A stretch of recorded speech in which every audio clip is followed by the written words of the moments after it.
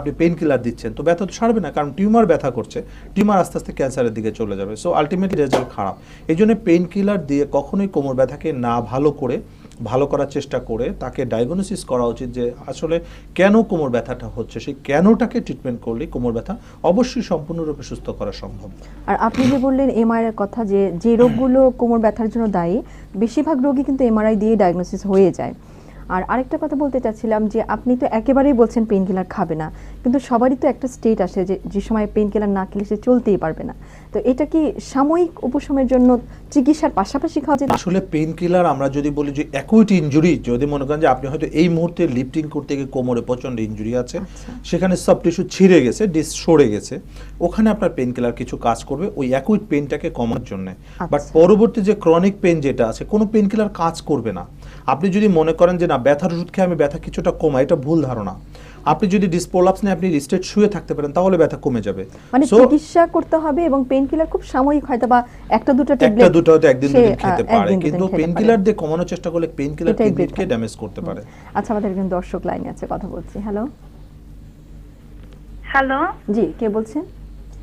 জি আমি হামিদা বলছিলাম উত্তরা থেকে। আচ্ছা হামিদা, আপনি আপনার বয়সটা বলে বা যার জন্য প্রশ্ন করেছেন তার বয়সটা বলে প্রশ্নটা করুন। জি আমার বয়স 23 বছর। আচ্ছা, আমি রাতে যখন ঘুম আসি সকালবেলা উঠতে পারি না, দেখা যায় মাজায় প্রচন্ড ব্যথা হতে থাকে। ঘুম থেকে উঠে একটু হাঁটাহাঁটি করলে চলে যায় ব্যথাটা। আচ্ছা, আসলে এটাই সমস্যা। আর এমনি পেন কিলার নাপা খেয়েছিলাম। ধন্যবাদ, আমরা উত্তর দিচ্ছি। এখানে খুব মজার একটা প্রশ্ন যে উনার সকালে ব্যথা, ঘুম থেকে ওঠার সময় ব্যথা হচ্ছে এবং হাঁটাহাঁটি করে ব্যথা কমে যাচ্ছে, এটা পিএলআইডির কারণে হয়। এটা আমরা ডায়াগনোসিস ছাড়া আমরা ক্লিনিক্যালি ডায়াগনোসিস করতে পারি এটা পিএলআইডি। কারণ হচ্ছে পিএলআইডি ডিস্ক যে বের হয়ে থাকে সারা রাত শুয়ে থাকলে বা রেস্টে থাকলে লং টাইম, স্পাইনাল ফ্লুইড যেটা এই ফাটার ভিতর দিয়ে ডিস্কের মধ্যে প্রবেশ করে। ডিস্ক যেহেতু সেল, যেহেতু এখানে পানি ঢুকে যাচ্ছে, ডিস্কটা বালজিং হয়ে যাচ্ছে বা মোটা হয়ে যাচ্ছে। যখনই মোটা হয়ে যাচ্ছে তখনই সে নার্ভে টাচ করে। নার্ভে যখন টাচ করে, এই জন্য সকালের দিকে ঘুম থেকে ওঠার সময় তার কোমরটা ধরা থাকে এবং প্রচণ্ড ব্যথা থাকে। তো এটার কারণে প্লাস উনি যখন উঠে হাঁটা চলা করে তখন বডির চাপ খেয়ে ওখান থেকে পানিটা সরে যাচ্ছে। যখন পানিটা সরে যাচ্ছে বা ডিস্কটা চুপসে যাচ্ছে, আমরা বলি ডিস্কটা চুপসে গেছে, চুপসে গেলে সাথে সাথে ব্যথাটা কমে যাচ্ছে। আবার বেশি হাঁটা চলা করলে কখনো কখনো ব্যথা হতে পারে। তো যেহেতু বয়স 23 বছর, কম বয়স, তা আমি ওনাকে সাজেস্ট করবো ফিজিওথেরাপি নেওয়ার জন্য। কন্টিনিউ কিছুদিন ফিজিওথেরাপি নিতে পারে, 2 to 3 উইকস ফিজিওথেরাপি নিলে উনি সম্পূর্ণ সুস্থ হবে। এবং সামনে ঝুঁকে কোনো কাজ করা যাবে না, ভারী কোনো কাজ করা যাবে না। পা ভাঁজ করে নিচে থেকে, মাটি থেকে, ফ্লোর থেকে সমস্ত কাজ করতে পারে, কিন্তু বাঁকা হয়ে ফ্লোর থেকে একটা সুচ ওঠানো ওনার জন্য নিষিদ্ধ। তা আমি ওনাকে সাজেস্ট করবো একজন ফিজিওথেরাপি কনসালটেন্টের পরামর্শ অনুযায়ী ফিজিওথেরাপি নিতে। পেইন কিলার না খেয়ে ফিজিওথেরাপি সবচেয়ে বেস্ট কাজ করবে এখানে। আচ্ছা, আপনি তো কিছুটা বলেই দিলেন ফিজিওথেরাপির কথা, তবুও একটু ডিটেইলস জানতে চাচ্ছি যে রোগীটার পিএলআইডি আপনারা ডায়াগনোসিস করেছেন, তো তার ফিজিওথেরাপি কিভাবে হবে? কারণ অনেকখানি দেখা যায় যে ফিজিওথেরাপিতে দেখা যাচ্ছে যে ইলেকট্রিক্যাল শেক দিচ্ছে, অনেক কিছু লেখা থাকে এবং অনেকখানে এক্সারসাইজ শুধু করায়, অনেকখানে আবার দেখা যায় যে মোমের প্রলেপ দেওয়া হয়, এক এক জায়গায়।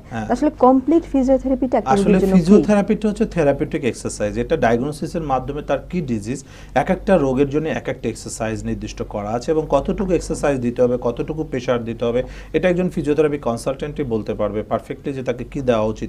অনেকে আছে বলে ব্যায়াম করেন, আসলে ব্যায়াম বলতে কোনো কথা নেই, ব্যায়াম তো অনেক রকমের, ব্যায়াম করলে তো কাজ হবে না। আপনাকে স্পেসিফিক নির্দিষ্ট কিছু এক্সারসাইজ করতে হবে। যেমন পিএলআইডির ক্ষেত্রে আমরা যেটা করে থাকি, আমরা ডায়াগনোসিস করি পিএলআইডির ডিরেকশন কোন দিকে, এটাকে ব্যাক সাইডে না ল্যাটারাল সাইডে না ফ্রন্ট সাইডে। কারণ ডিস্ক যে কোনো সাইডে প্রলাপস হতে পারে, পেছন সাইডে যেতে পারে, বাম সাইডে যেতে পারে, ডান সাইডে যেতে পারে, পেটের ভিতরের দিকে মানে অ্যান্টেরিয়র সাইডে আসতে পারে।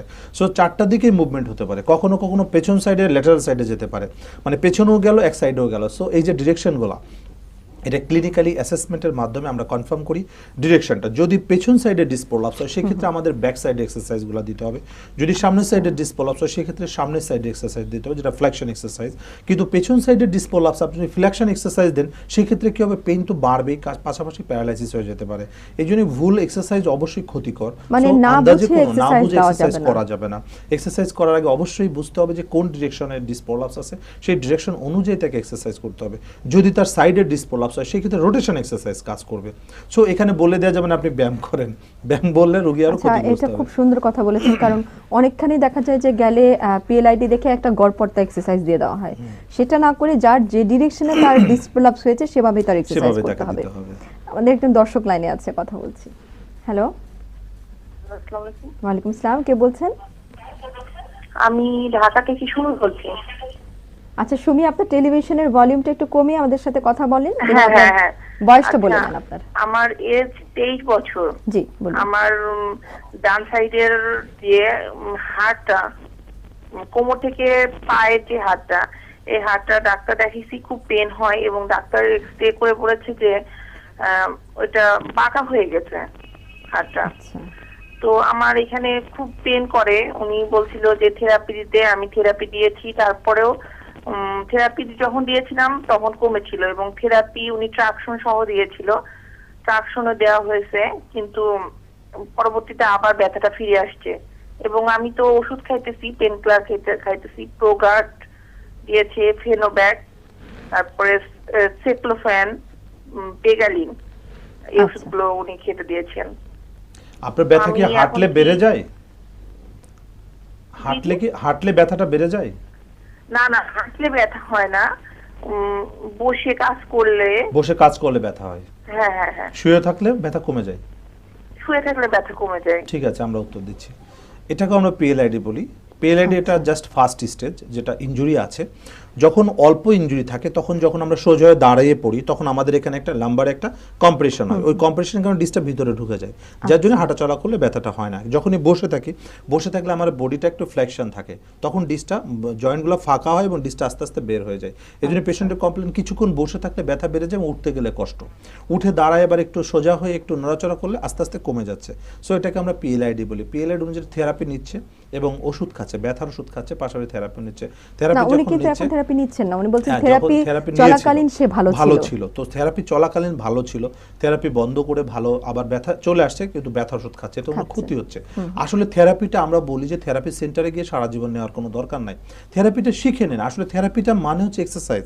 অনেকে ভুল ধারণা, থেরাপি মানে শেক দেওয়া, থেরাপি মানে রে দেওয়া, থেরাপি মানে রেডিয়েশন দেওয়া, উনি traction ট্রাকশন দিয়েছিলেন। দেওয়া। হ্যাঁ, এটা তো অফিসিয়াল, যেটা আপনি হসপিটালে দিচ্ছেন তখন ঠিক আছে, বাট যখন আপনি বাসায় মানে চেম্বারে গিয়ে 10 দিন দিলেন বা 5 দিন দিলেন, পাশাপাশি বাসায় আপনি সেলফ নিজে করেন, এটা 3 থেকে 4 মাস কন্টিনিউ করতে হবে এক্সারসাইজগুলো। যদি আপনি 3 থেকে 4 মাস কন্ট্রোল করতে পারেন, 3 থেকে 4 মাসের মধ্যে ওই জয়েন্টটা হিলিং হয়ে যাবে। যদি না পারেন, আস্তে আস্তে জয়েন্টটা বড় হতে থাকবে, ফাটাটা বড় হতে থাকবে, কারণ একটা ফাটা জিনিস যদি আপনি ঝাঁকে দিতে থাকেন, নড়াচড়া করতে থাকেন, তো ফাটাটা ডে বাই ডে বড় হতে থাকবে। সো তার ডিস্ক যে জয়েন্টটা ফেটে আছে, ডিস্ক প্রোলাপস হয়ে আছে, এটা যত দিন যাবে আস্তে আস্তে ফাটা বড় হবে। সো এখানে জোড়া দিতে হবে। যদি উনি বাসায় সেলফ কারেকশন না করতে পারে, তাহলে এটা হসপিটালাইজেশন হতে হবে, ভর্তি হতে হবে। ভর্তি থেকে 3 to 6 weeks absolutely bed rest, মানে বিছানা থেকে উঠা যাবে না, গোসল টোসল এগুলো কিছু করা যাবে না, শুয়ে শুয়ে খেতে হবে, শুয়ে নামাজ পড়তে হবে, সব কিছু বেডে করতে হবে। তাহলে 6 সপ্তাহের মধ্যে এটা 100% ভালো হয়ে যাবে। সো আমি ওনাকে সাজেস্ট করবো যে একজন ফিজিওথেরাপি কনসালটেন্টের পরামর্শ অনুযায়ী এটাকে কিভাবে ট্রিটমেন্ট করা যায়। অবশ্যই ফিজিওথেরাপির মাধ্যমে ভালো হবে। পেন কিলার যেটা খাচ্ছে, আমি বলবো এগুলোকে উইথড্র করতে না খাওয়াই সবচেয়ে ভালো, কারণ এটাতে কোনো কাজ হবে না, শুধু শুধু ক্ষতি হচ্ছে। অনেকগুলো ওষুধ খাচ্ছে, যেগুলো কিডনির সমস্যা হবে। যেহেতু 23 বছর বয়স, এই বয়সে ব্যথার ওষুধ না খাওয়াই ভালো, কারণ তার সামনে অনেক দিন পড়ে আছে। সো আমি ওনাকে সাজেস্ট করবো যে দ্রুত ফিজিওথেরাপি নিয়ে এটাকে কনফার্ম করা বা কন্ট্রোল করা উচিত। আচ্ছা, আমরা ফিরে আসবো, আমাদের আরো ফিজিওথেরাপি নিয়ে প্রশ্ন আছে, কিন্তু একটা বিরতির পর। দর্শক, আমরা একটা বিরতিতে যাচ্ছি।